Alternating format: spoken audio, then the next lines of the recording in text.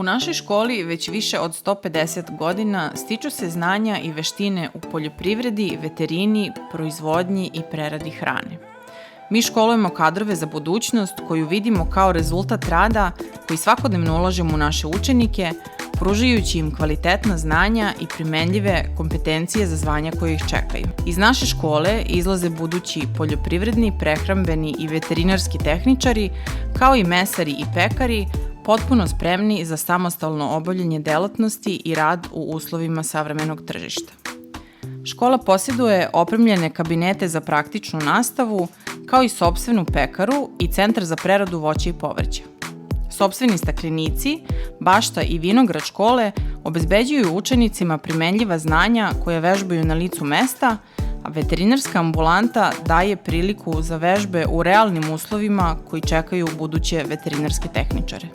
U svojoj dugoj istoriji, koja počinje davne 1872. godine, škola je menjala nazive, ali i školske programe koji su se prilagođavali trenutnim istorijskim potrebama, od unapređenja poljoprivrede do rukovanja i popravke poljoprivrednih mašina.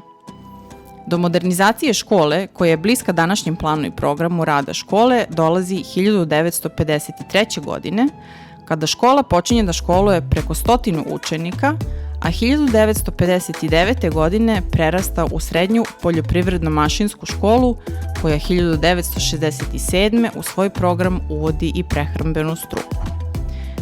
1996. godine otvara se i Dom učenika, koji danas predstavlja savremen učenički kompleks sa 208 smeštajnih kapaciteta, sopstvenom kuhinjom koja učenicima nudi kvalitetnu ishranu, ali i moderne i udobne sobe koje učenički život van kuće čine prijatnim i bezbednim. Od sadržaja koje učenici mogu da koriste u domu nalaze se teretana, biblioteka, tereni za košarku, fudbal i odbojku i internet učionica.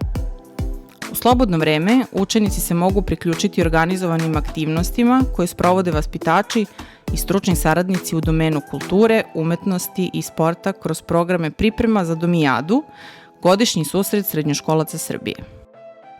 Dom prima sve učenike srednjih škola iz Požarevca koji u gradu nemaju prebivalište, a učenici naše škole imaju prednost prilikom konkurisanja.